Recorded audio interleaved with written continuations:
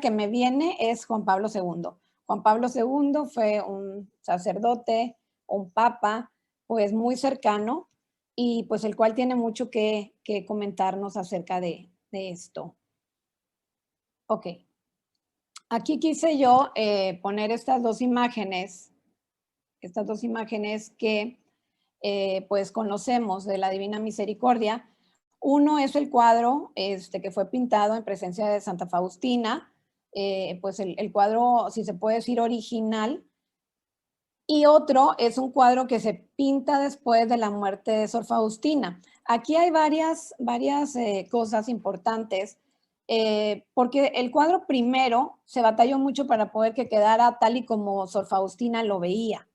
O sea, no le agradaba y lloraba porque no le gustaba cómo quedaba, porque decía que no era tan hermoso como nuestro Señor realmente era. Pero por fin logra quedar el cuadro tal y como pues ella lo veía, y justo a ese cuadro se le hicieron estudios que lo han empatado junto con la Sábana Santa de Turín y coincide en muchas cosas. Entonces, cuando Juan Pablo II estuvo frente a la imagen, dijo que era una imagen santa, así como nosotros en México tenemos pues nuestra Virgen de Guadalupe, que sabemos que está viva en esa imagen, que no es una pintura, así para Faustina y para Polonia y para el mundo entero, la imagen de Jesús en ese cuadro es una imagen santa, como lo dijo Juan Pablo II, una imagen viva que nos habla realmente de Jesús vivo. La siguiente imagen es una imagen muy bonita también, pero algunas historias o algunos escritores comentan que ese cuadro estuvo como, digamos, en representación del antiguo, que se perdió durante casi 20 años. Algunos dicen que se consumió en un incendio, otros dicen que ese cuadro pues se conservó y que se restauró después. O sea, la verdad, ese dato yo no lo tengo a ciencia cierta, pero estas son las dos imágenes, ¿ok? Entonces, ¿cómo, después de que les comento esta introducción, yo quisiera dividir esta pequeña charla, compartir en estos puntos, en estos 4 puntos, como son definir misericordia a la luz de Juan Pablo II y entrar en el contexto histórico y experiencial de Juan Pablo II, es decir, qué lo hizo a él vivir realmente esa experiencia de la misericordia. Luego también ver algunos errores relacionados con la misericordia, que no son cosas que yo diga o que yo inventé, sino que son cosas que he escuchado en conferencias de algunos obispos y hacen referencia a esto. Y por último, está el punto de desafíos y compromisos a los que nos enfrentamos hoy como madres espirituales. Y pues aquí en estos desafíos es como para que cada una de nosotros reflexionemos desde donde estamos, qué es lo que podemos hacer. Ok. Bueno, pasando al punto de la misericordia. Bueno, Juan Pablo II, él hizo una experiencia de la misericordia que cuando ya fue papa lo llevó a escribir precisamente una de sus primeras encíclicas que se llamó Rico en Misericordia. Esto fue en el año de 1980. El año pasado se cumplieron 40 años de esa encíclica. ¿Y por qué les digo que de repente esta semana para mí han sido como luces nuevas? Porque escuchando a diversos sacerdotes hablar sobre esta encíclica, hay mucha riqueza porque Juan Pablo II se adelantó a nuestro tiempo, sin él haber vivido en tiempos de pandemia, en tiempos de crisis económica, en tiempo de que las Torres Gemelas, nada de eso, ya hablaba de estos tiempos, o sea, de lo que íbamos a ver y de lo que íbamos a vivir. Entonces, es una parte que yo creo que a nosotros como mamás espirituales, pues nos puede dar mucha luz, reflexionar, o sea, acercarnos a esos escritos y pues ver qué es lo que nos dice Dios en ello, ¿no? O sea, yo creo que ahí podemos encontrar un mensaje para cada una. Después de esa encíclica, también Juan Pablo II, pues beatifica a Sor Faustina, la religiosa polaca que fue la mensajera de la Divina Misericordia, y pues realmente dedica el segundo domingo de Pascua a la Divina Misericordia. Y pues la misericordia para Juan Pablo II, en palabras suyas, decía que no es un amor cualquiera, decía, sino gratuito y generoso, manifestado en el Hijo encarnado, muerto y resucitado por nosotros y por nuestra salvación. El amor de Dios es siempre más fuerte que nuestra debilidad, pues el amor misericordioso sale en la búsqueda del hombre pecador y lo lleva a la salvación.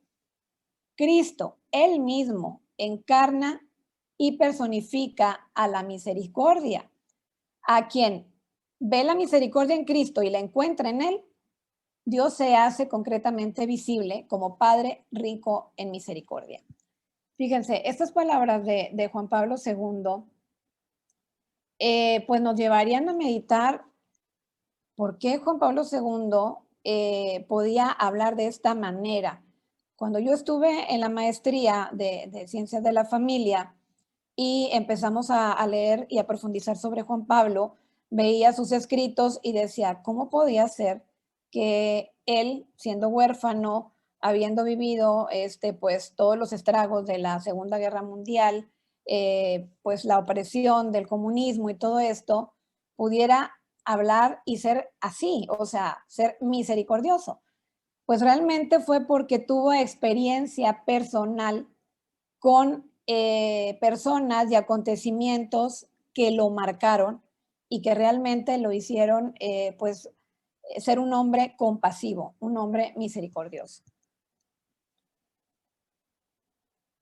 Aquí vemos una imagen de Juan Pablo II con pues nuestra madre, la Virgen de Fátima. Juan Pablo II pues queda huérfano muy pequeño. Cuando su mamá tenía 9 años, pues fallece. Cuando él tenía 9 años, perdón, su mamá fallece y luego pues fallece su hermano y pues prácticamente a los 21 años él ya estaba huérfano también de papá. ¿Qué pasa con él? Él definitivamente pues empieza a buscar ese amor misericordioso, lo empieza a encontrar, por ejemplo, en el mensaje de Teresita, de Teresita de Lisieux, que sabemos que ella pues hizo una ofrenda de su vida al amor misericordioso y empieza a involucrarse y a conocer ese amor de Dios a través de la misericordia. Pero justo cuando él entra al seminario y va todos los días a esas clases de teología clandestinamente, pasa por el lugar donde vivía Sor Faustina y un compañero suyo le dice que sí ha escuchado hablar de Sor Faustina y de los mensajes de la misericordia. Y entonces también él empieza a conocer esos mensajes de Sor Faustina. Para Juan Pablo II, el consagrarse a María todos los días fue la clave de su pontificado. Todos los días. A veces nosotros hacemos consagraciones y decimos, bueno, ahora voy a hacer la consagración a la Virgen y la hago una vez al año o una vez al mes o una vez cada no sé cuánto tiempo.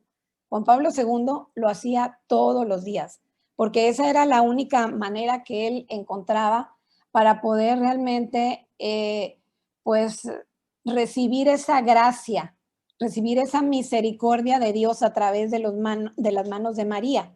Entonces, ahí María, como madre de la iglesia y como madre espiritual de nosotros y de los sacerdotes, pues es un canal impresionante de misericordia hacia ellos. Entonces nosotros como mujeres, como mamás espirituales, tenemos en ella el modelo perfecto para poder encomendarnos a ella y que ella sea la que nos abra a que como instrumentos, pues ahora sí que imperfectos, seamos canales de esa gracia para nuestra familia, para nuestros hijos y para los sacerdotes. Aquí en el contexto histórico de Juan Pablo II les puse varias imágenes.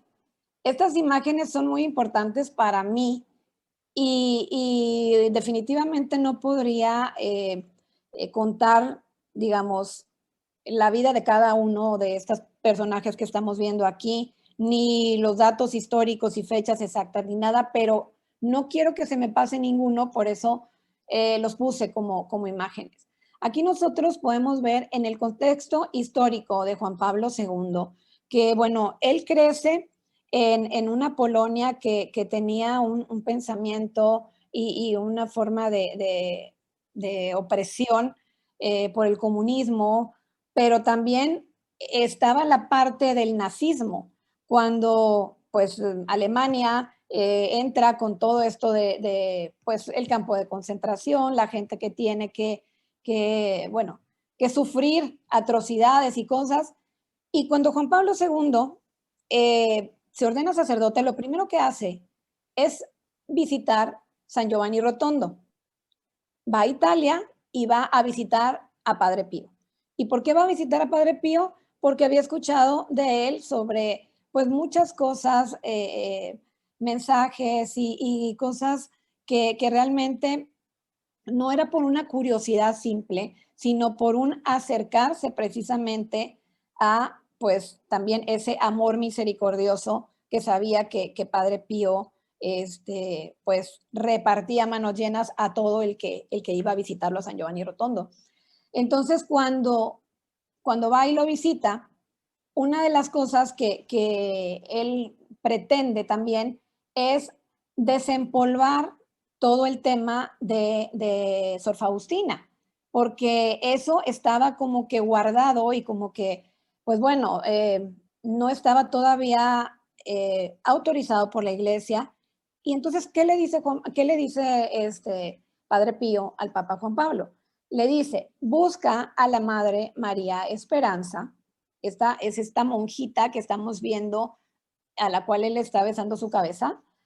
Esta monjita fue contemporánea de Padre Pío y pues en un libro reciente que se publicó sobre su vida, yo no la conocía, acabo de conocer ahora en este tiempo de pandemia. Esta monjita era la imagen de Padre Pío, pero en femenino.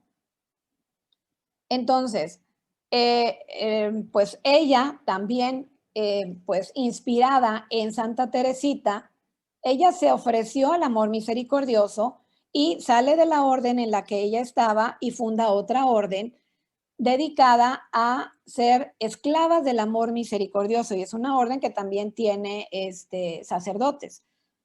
Pues ella tenía muchos dones, también su vida sucedió en un anonimato o en un silencio que hasta ahora se empieza a conocer más. Y pues bueno, cuando Juan Pablo II la visita en Italia, ella le da como que la clave para poder desempolvar el tema con respecto a Sor Faustina. Entonces, esto, pues, bueno, ya vamos así como que uniendo cosas. Y todo esto, pues, bueno, lo acerca a Juan Pablo II a más personas como ella, como por ejemplo la Madre Teresa de Calcuta, que siendo monjas fueron también madres y hermanas espirituales de Juan Pablo II. Porque aquí sucede un detalle también muy curioso, que cuando surge el atentado de Juan Pablo II, aquí vemos la imagen de su sicario, ¿verdad? De la persona que atentó contra Juan Pablo II y cómo pues él lo perdona y lo visita en la cárcel. Justo en el momento que él dispara sobre Juan Pablo II, la madre María Esperanza en Italia sufre pues una hemorragia interna y la tiene que trasladar al hospital.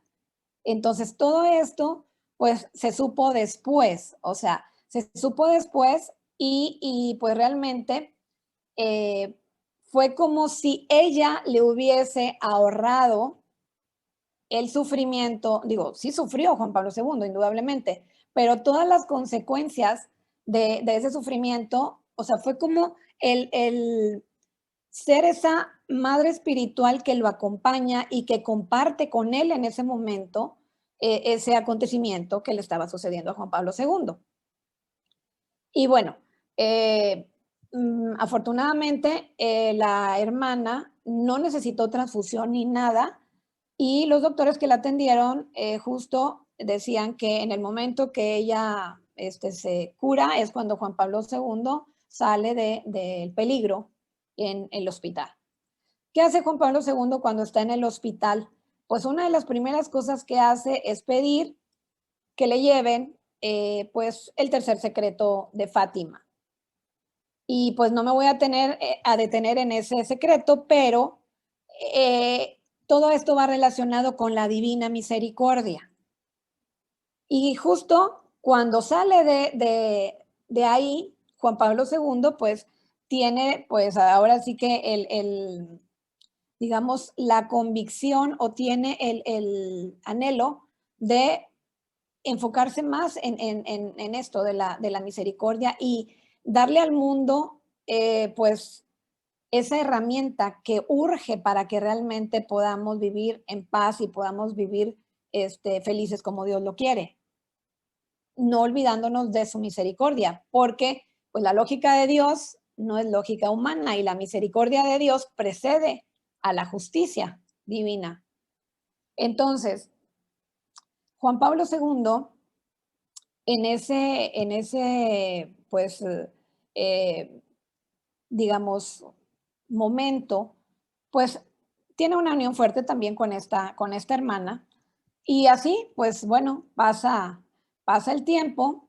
Juan Pablo II, pues después lo nombran obispo de Cracovia y cuando lo nombran obispo de Cracovia, Juan Pablo II, pues se entera que una mujer, la doctora Wanda Botowska, no sé si así se pronuncia el apellido, pero la doctora Wanda es la que vemos aquí en la imagen abajo, que está junto con su marido y ella lo está tomando de su cara.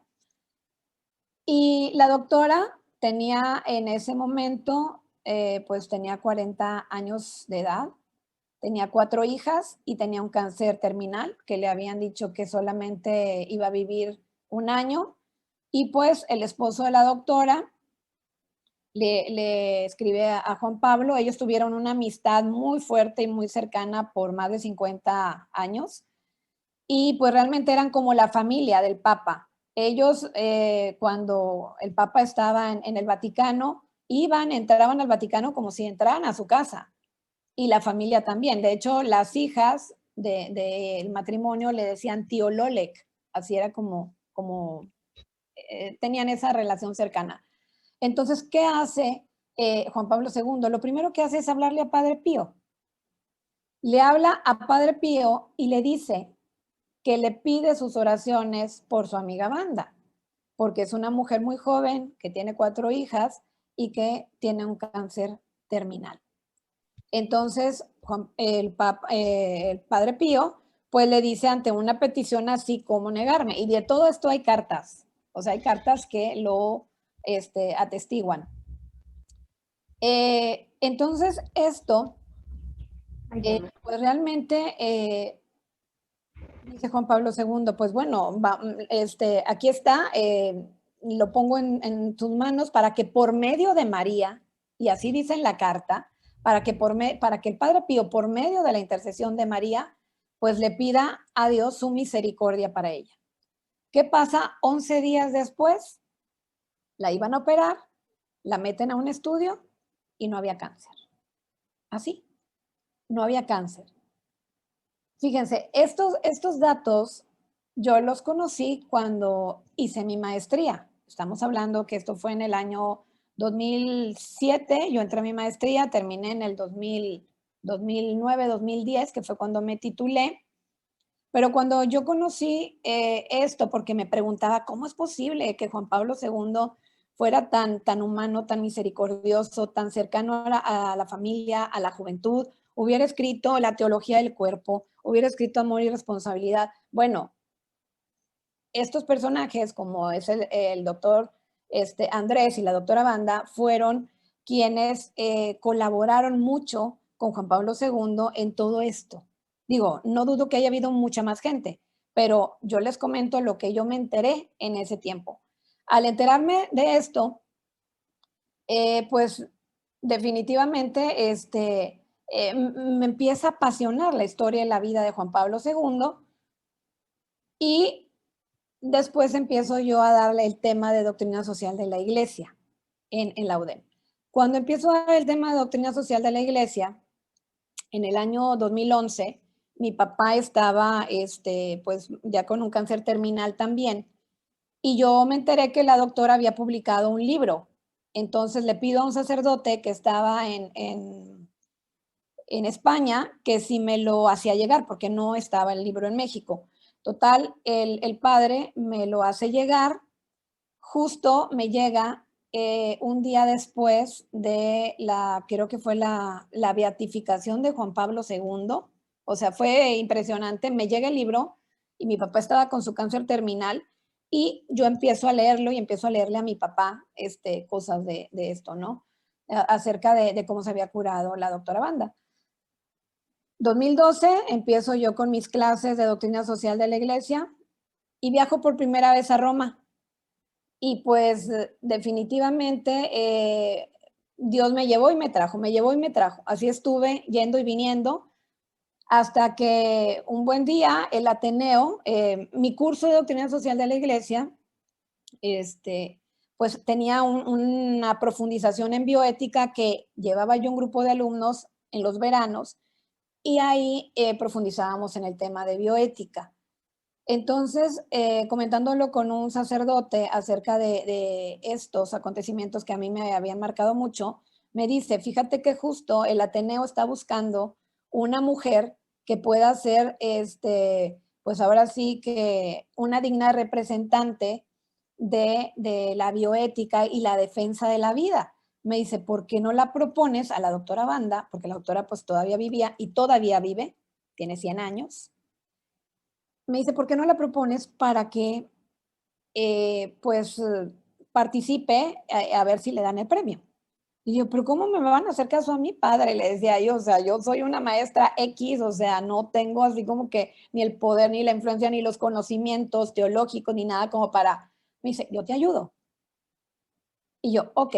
Entonces lo hicimos y, oh sorpresa, el Ateneo decide darle el premio de una pluma por la vida. Es un reconocimiento que dan a las mujeres pues, destacadas que hayan hecho algo a nivel mundial a favor de la vida, de la familia y de la dignidad humana.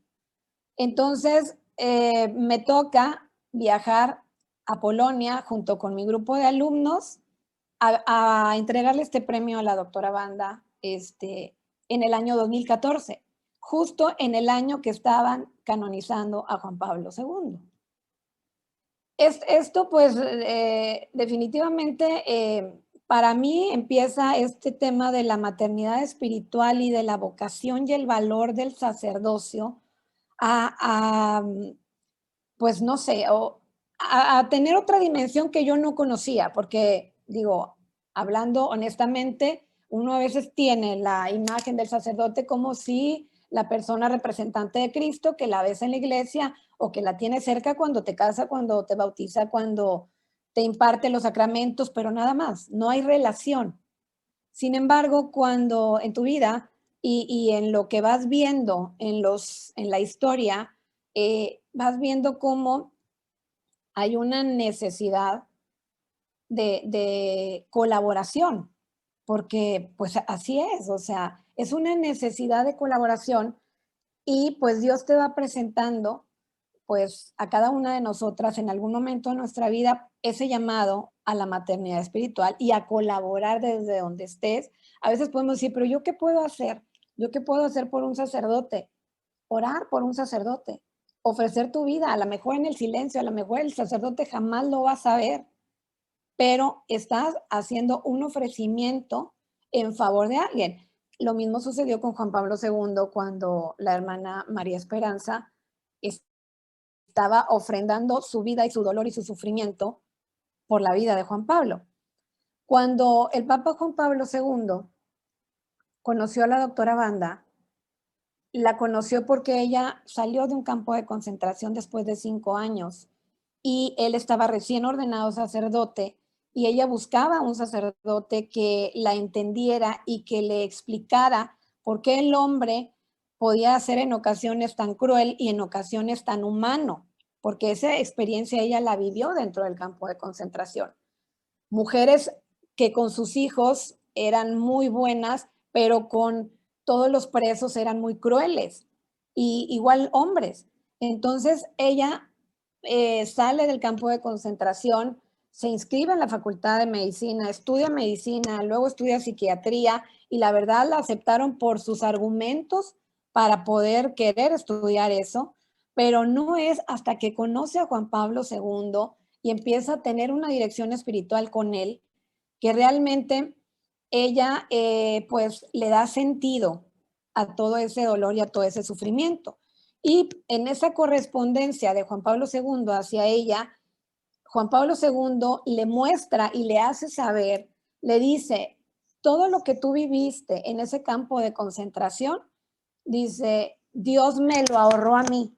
Imagínense, o sea, imagínense cómo veía Juan Pablo II a ella, o sea, él ahí veía que yo como hombre, como ciudadano polaco, debería de haber sufrido en un campo de concentración.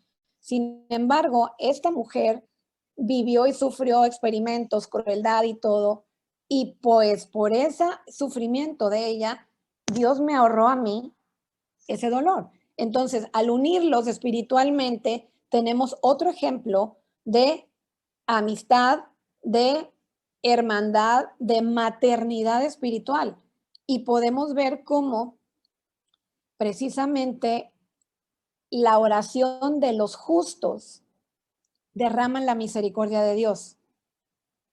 Entonces, por eso cuando he escuchado a otros sacerdotes o a obispos hablar acerca de que justicia y misericordia no se contraponen, de verdad que es muy, muy interesante, porque a veces pensamos en la justicia solamente como, como una venganza, y no, la justicia es la justificación que Dios quiere hacer de cada uno de nosotros para que seamos santos.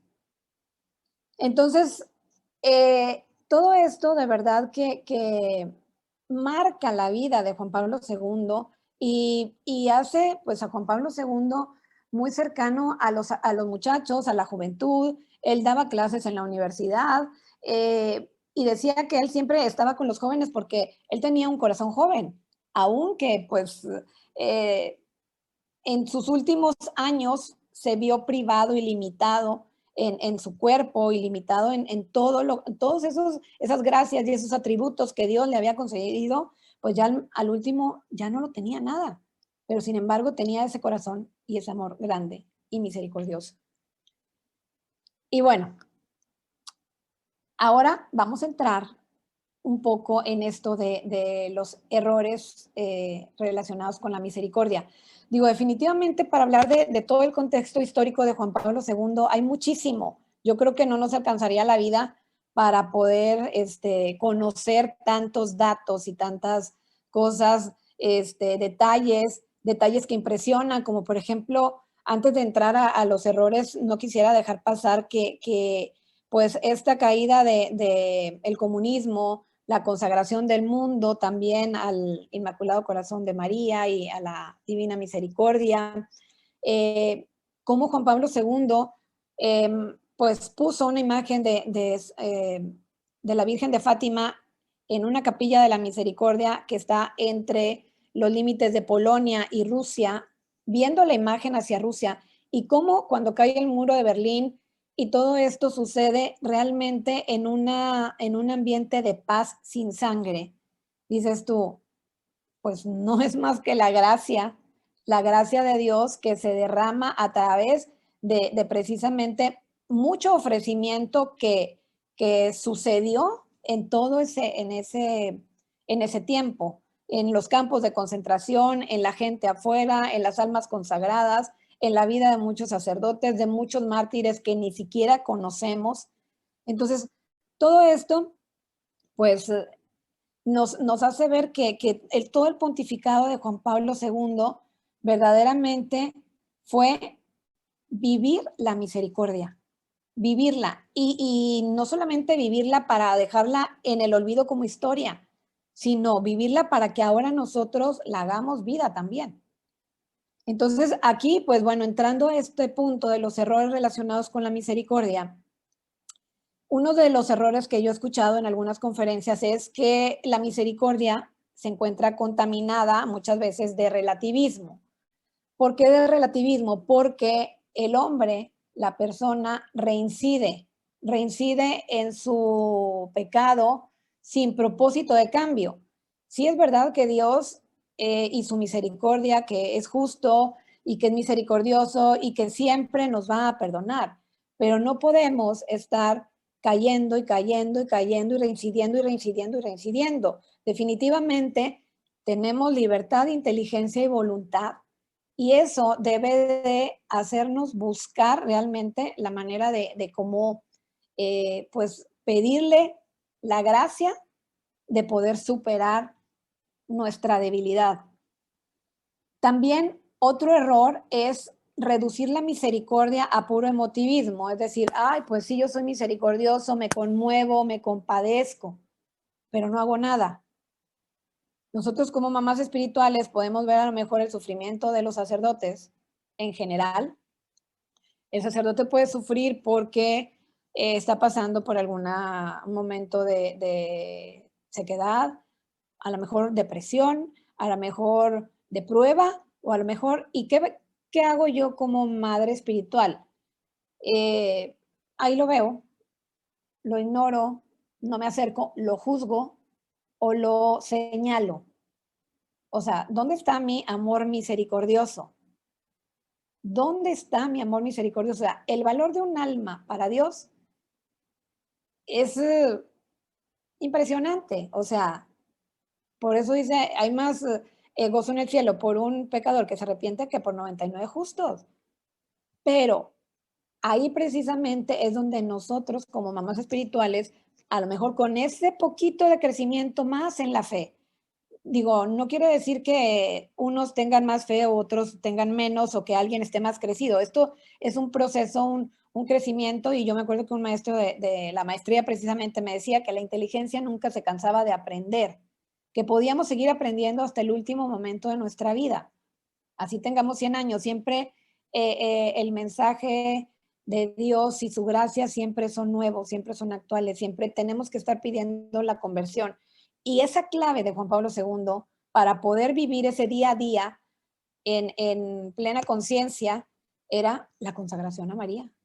Consagrarnos a María todos los días y en cada momento.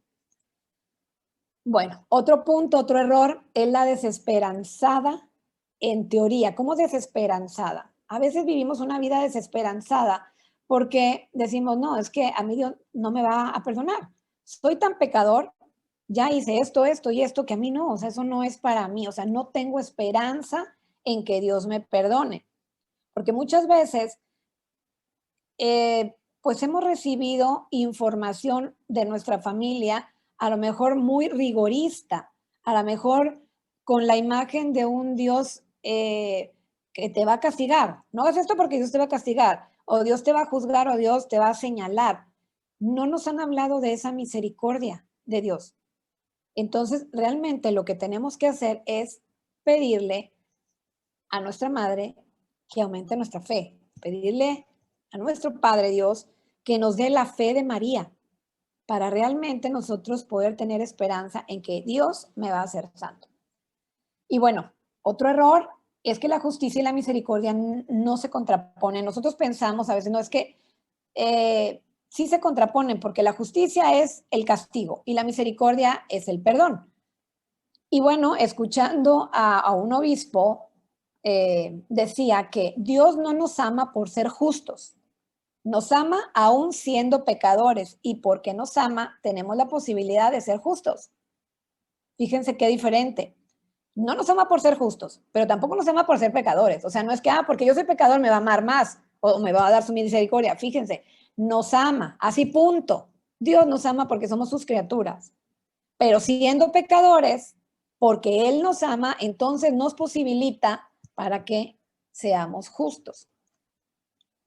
La misericordia no es solo compasión, es la gracia que rescata de esa miseria. Es la gracia que Dios nos da y nos rescata de la miseria. No solamente nos ama y nos sana, sino que nos regenera, nos convierte a una vida nueva.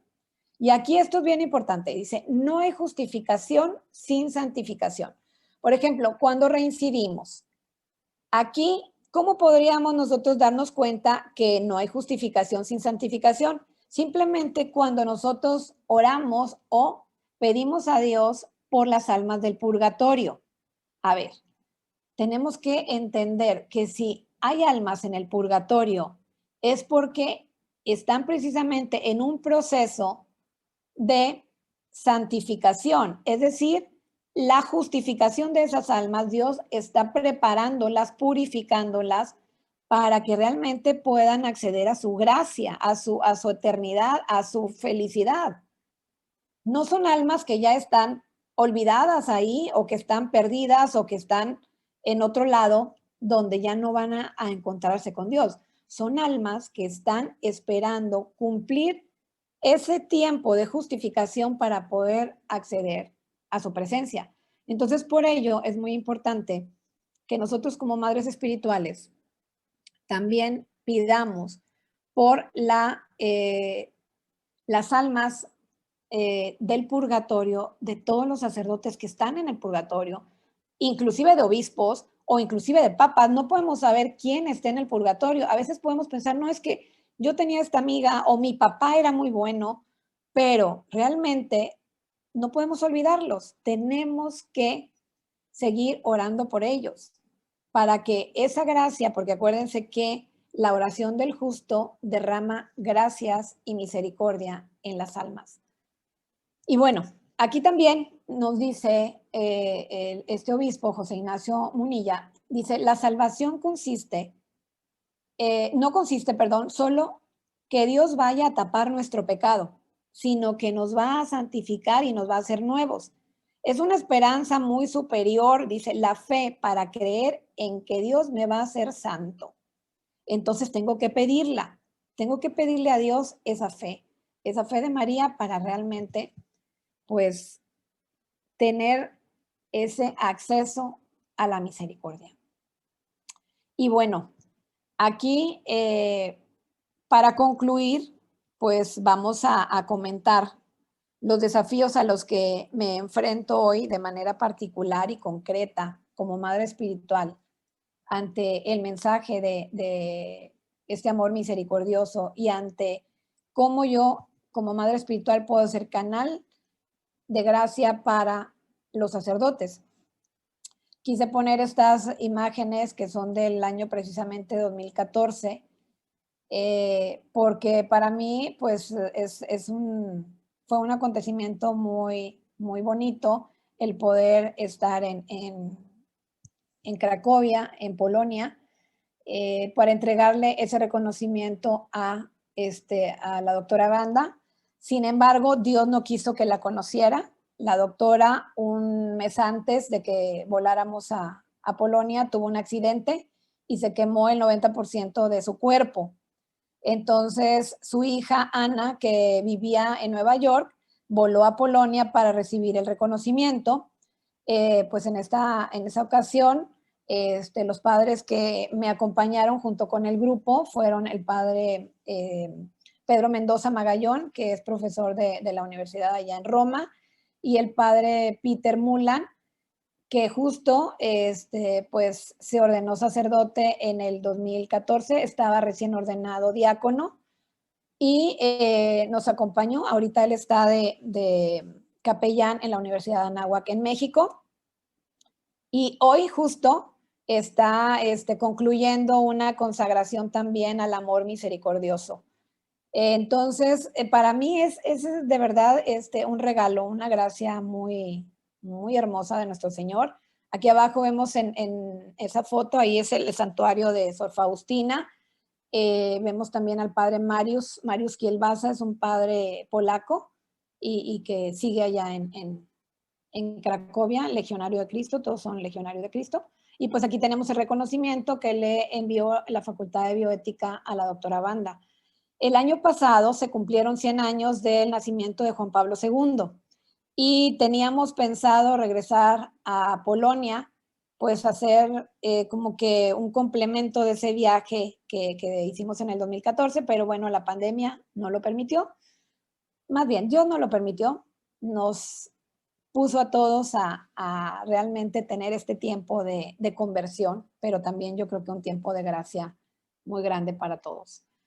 Y pues bueno, con esto quisiera en el último punto, en el de los desafíos a los que me enfrento, más que nada, pues escuchar con qué nos quedamos, qué nos ha llamado la atención y a qué me invita pues hoy este tema, a qué me invita hoy la misericordia de Dios y el conocer que hay mujeres durante la historia que ofrendan su vida, sus sacrificios, sus dolores, y no tiene que ser precisamente una enfermedad o un dolor, pueden ser tus alegrías, pueden ser tus logros, pueden ser tu trabajo en la casa, el cuidar tus niños, el que a veces no tengas tiempo para ir a la iglesia, el que a veces no tengas tiempo para ir a tu encuentro, todo esto, pero ofrecido con amor, como decía Santa Teresita, tiene pues gracias que Dios derrama en todos nosotros. Pues bueno, hasta aquí, no sé, Moni, si quieres comentar algo. Laura, muchas gracias por compartirnos. Voy a dejar de grabar para que podamos todas abrir nuestros micrófonos.